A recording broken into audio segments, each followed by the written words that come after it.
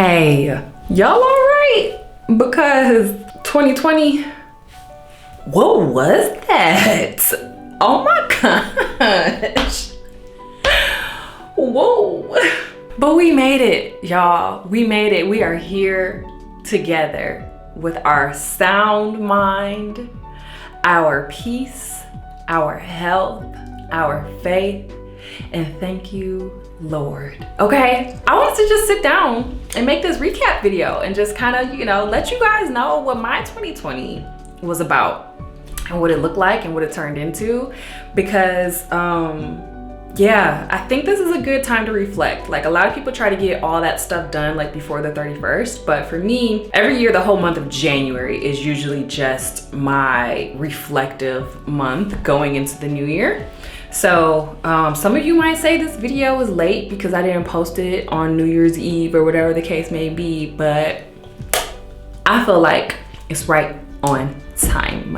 Okay, so my 2020 actually started off very wild. Like, I was very, very sick. I was the sickest I had ever been in my life. At one point, I felt like I was dying, no exaggeration. And on January 1st, 2020, I was actually in the ER with a couple of IV drips and various pokes and prodding, and they were trying to figure out what was wrong with me. But every single test that they took came back negative.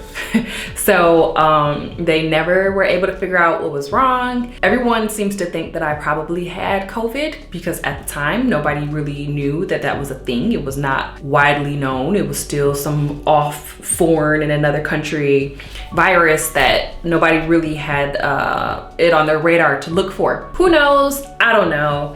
But I was in the hospital with a 103-degree fever, and your girl was she was struggling. Okay, January was wild, but I was so determined to get better very, very quickly because my brother was graduating from the Air Force in January, and I was like, I cannot be sick when I go see him. But I had already been sick for weeks at that point. I think by January 1st, I was sick for about 2 weeks, and then it lingered for like another 3. Yeah, but I ended up getting well enough just in time to go watch my brother graduate. So I was very, very proud of him, very, very excited for him and what he wanted to do. I'll support him in whatever it is that he chooses to do. And I flew to DC. I took one of the young people that I used to nanny. She wanted to check out some schools out there. January was just, me trying to mend myself. But I think other than my brother graduating, one of the highlights of January 2020 for me was handing over the keys to one of my best friends to her new home. So even though I was super sick, I was still working on her deal, and we were able to get it closed and wrapped up. And I'm just so proud of her. Come February, I was finally feeling better, finally feeling myself. And my man and I were on our first date night since me getting sick, and it was such a great evening. We had such good food, and we were just laughing and talking, and the vibe was just effortless. And we were trying to decide whether we were going to go home or if we wanted to, go bowling or something like that. So we decided upon going bowling, and I was driving. So we're at this red light, and all of a sudden, boom, someone smashes into the back of us. I was just so upset. I was just distraught and nearly inconsolable because I was just like, come on. Can I catch a break? Like, the start of 2020 was just so crazy for me. And thinking back, it's like, I had no idea what was coming. It was just blow after blow, goodness gracious. But leading into March, I filmed a day in the life of a real estate agent, my very first one, and I just filmed it on a whim. But it turned out to be the start of something really amazing that you all have been a part of, and I get emotional thinking about it. And I'm just so happy that you guys are here and supporting me and supporting my videos. But when I posted that Day in the life of a real estate agent. I wasn't really, you know, thinking about starting to do those frequently and just turning my YouTube channel into like a place for realtors and home buyers and home sellers and just people to come and just talk about real estate and learn things. I just didn't think about that, but I'm so excited for what it's turning into, what it's gonna become. And I posted that video, well, I filmed it in early March, and I posted that video mere days before the stay-home order was issued. By this point, the US had gotten its first confirmed cases, and the alarms were starting to go off at this point. And our governor in Michigan, Big Gretchen Whitmer, did not play any games and shut it all down. And people were at home and there was nothing that they can do but just watch YouTube videos. So that day in the life of a realtor vlog has like, what, maybe like 46,000 views at this point. And that's probably the video that brought a lot of you here. So hey y'all, welcome. But in March, you know, that's when my brother's birthdays are. I love March because it's finally starting to warm up. You know, the snow is starting to melt away, grass is turning green again, things are on the up and up. But last March was so not that, because there was just, it was shrouded in uncertainty. People were freaking out over toilet paper, like out of all, I still don't know why y'all acting like that about some toilet paper. I really, really wish that y'all was acting a little bit better, but everybody has their thing, so I'm gonna try not to judge y'all too harshly. But if you are one of those people that still got a stockpile of toilet paper in your basement, I'm looking at you a little bit sideways, okay? Just a smidgen. But March was also a very, very emotional time for Black Americans. We watched the murders of Ahmaud Arbery, George Floyd, Breonna Taylor play out before us, and it was just one after another, and we were tired. And for me, in an attempt to kind of just help people find a space where they can just decompress and not think of all that the world was doing to our mental spaces, I pivoted. Trying to continuously talk about buying or selling real estate during a time like this felt wrong. It was just like, girl, can you pause just for a second? We got other stuff that we're worrying about right now. So I did. I paused. That was my inner voice talking to me, right? So I paused and I started cooking. I just started cooking every one of my meals. I was like, you know, if there's nothing else that I can do, I'm just gonna make sure that I'm taking care of myself and I'm eating 3 meals every day to make sure that I'm healthy.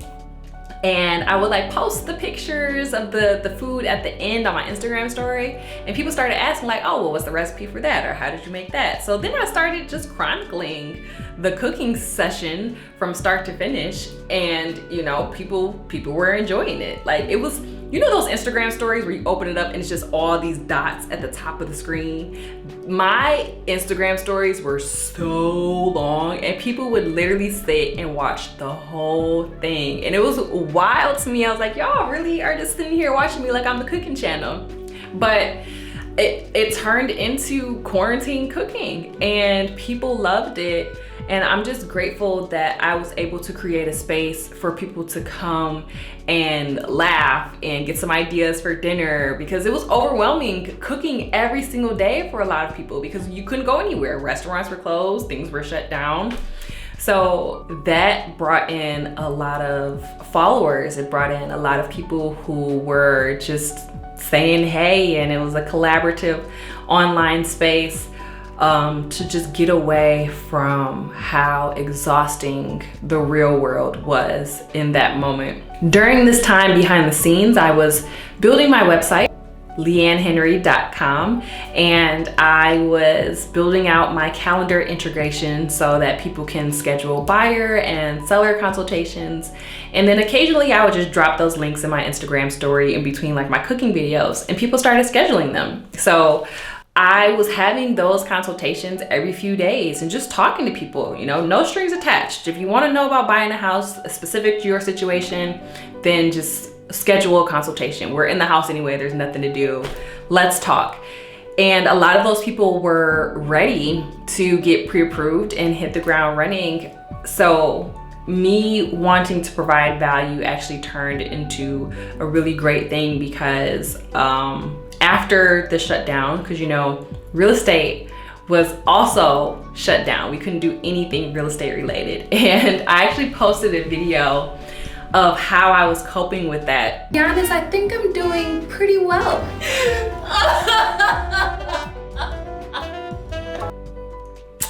Yeah, it wasn't the easiest thing. I didn't have anything to do. I was losing my mind. I was still grateful to just have had a creative outlet to make videos and post them on YouTube, and just figuring out what my niche is and what I want to do and where I want to be.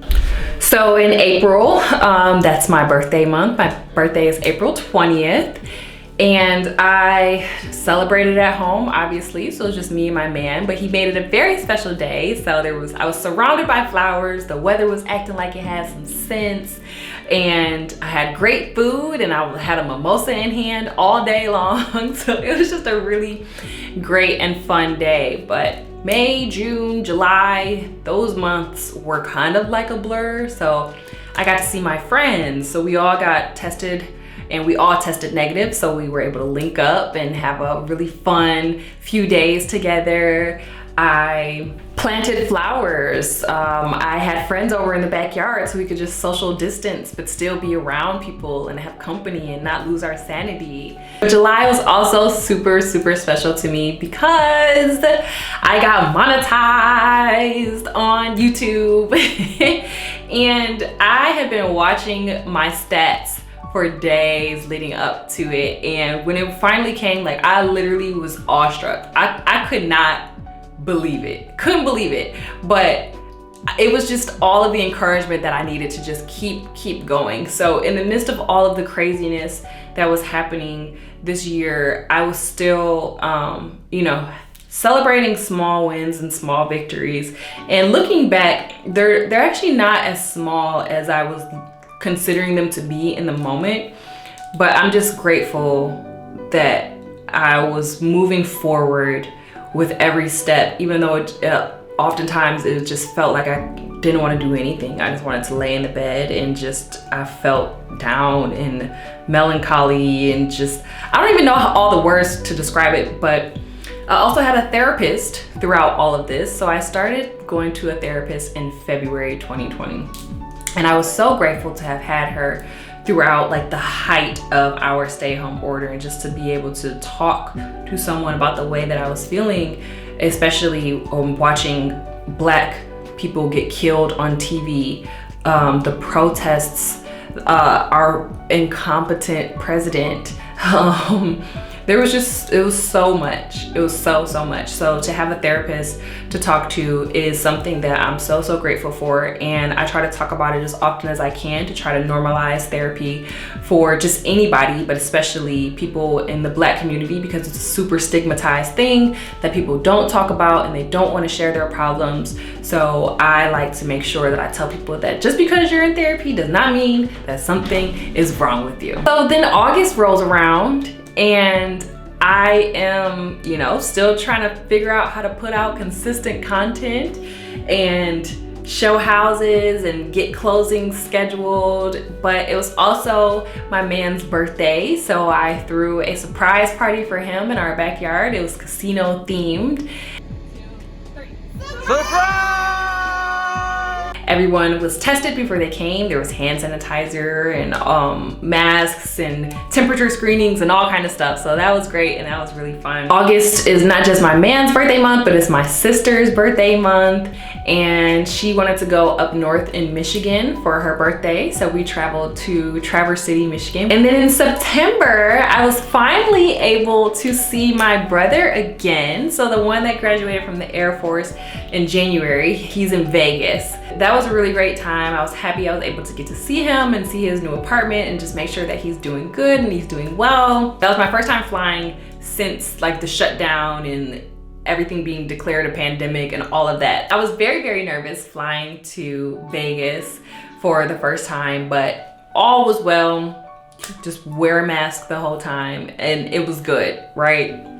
Come October, I was, wrapping up some more closings that were happening, and I decided to give pumpkins away to a neighborhood that I've been trying to like farm and get more listings in. So I set up an adorable little pumpkin patch. And then in November, I had a girls trip with my friends again. So I'm so grateful for the gift of friendship. During our trip, right smack dab in the middle of it was actually the presidential election, and we were very nervous about traveling during this time for obvious reasons. And we got the official results of the election while we were still there, and we watched the speeches. It was just such a beautiful moment to share that with my friends, and we were just so grateful to be around each other because, to be honest, we weren't sure what direction it was going to be in. And then coming home a couple weeks later, my man had like a crazy runny nose, and it just would not stop running. He was like sneezing left and right, and at first we thought it was like allergies, but it was hanging on for a little while longer. So he was like, okay, I'm gonna go get tested, see what's going on. And his test ended up coming back positive, and then I went and got tested, and I tested positive as well. So we were both COVID positive. We were fine though. We were fine. I want to make sure that I make that clear that it was very mild for us. We mostly just had runny noses and like kind of sinus headaches, but it was a couple of days and we were good after that. But there was still a mental toll of just knowing that this is what you have. For some people, it has been deadly. This has been destroying the lives of so many people. And like I was going back and forth of feeling guilty on having dealt with it so easily and not having gotten incredibly sick, and it was just very mild, and there was just a lot of emotions surrounding that. So I kind of just pulled away from social media. I pulled away from like talking to a lot of people, and I was just processing how I felt and what was going on. It was a roller coaster, much like the whole year was, but November was very much so. A lot of things boiled to the top, and I was even more grateful to have had a therapist during that time. And then December came, and it was almost unbelievable that we made it to December. Just thinking back of just how much we experienced in the first 11 months of 2020. We're just like, we made it. I still am having trouble describing it, as you can see. But yeah, just working and trying to get the last few deals that I had under contract to the closing table, and making sure that I was okay to be around family again after having tested positive. So my grandfather was having a number of health issues throughout the year, and I was going back and forth to his house to check on him. But once I tested positive, I couldn't go see him anymore. Even after I like recovered, quarantined, and I was given the green light to be around people again, I was still so scared to be around him. I actually still have not gone to see him yet, just because I don't know. There's so much we don't know about it that I'd rather just be safe than to put him at risk, because he's what, like 80, 81, something like that. He's old. Y'all gotta be careful around old people. My sister's birthday is December 28th, and she wanted to spend it in Aruba. I'm just so grateful that I was able to go and share that time and that experience with her. With what roller coaster 2020 was, to end on a beach in the Caribbean on December 31st felt surreal because so many people didn't have that reality. So many people lost their jobs, they lost their homes, they lost family, friends, children, parents, and I felt just an overwhelming feeling of gratitude to have had all of the things that I experienced in 2020. I came out on the other side of them. And I was not only surviving, but I got to a point of thriving. And I don't take that lightly. And sometimes I do feel guilty, but I'm not gonna feel guilty for receiving good fortune, because I don't want the opposite. But I'm still processing. Like I said, January is usually my month of processing when a new year comes. So I'm still thinking through it. But above all, I am grateful. I'm so grateful that God has kept me. I won't question why I'm still here.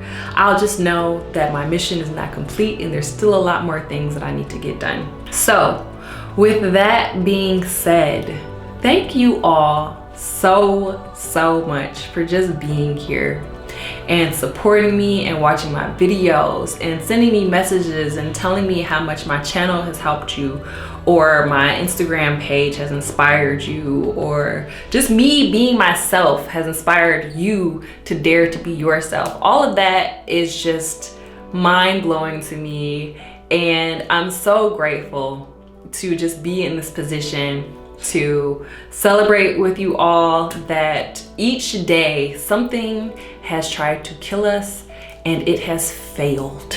So I'm praying that this year ahead is just full of inspiration. If we look hard enough, there are blessings tucked in everywhere. It's in the middle of chaos, you can find a ray of sunshine.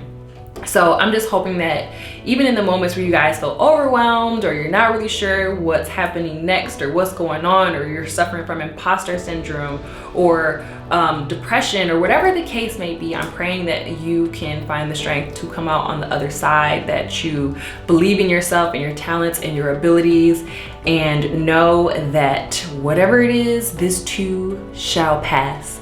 So I'm looking forward to growing with you guys, to seeing what this channel does in 2021, and whatever else the Leanne Henry brand becomes. I want all of y'all along for the ride. So thank you, and always remember that you, yes, you, are pure gold, and I will see you in the next one.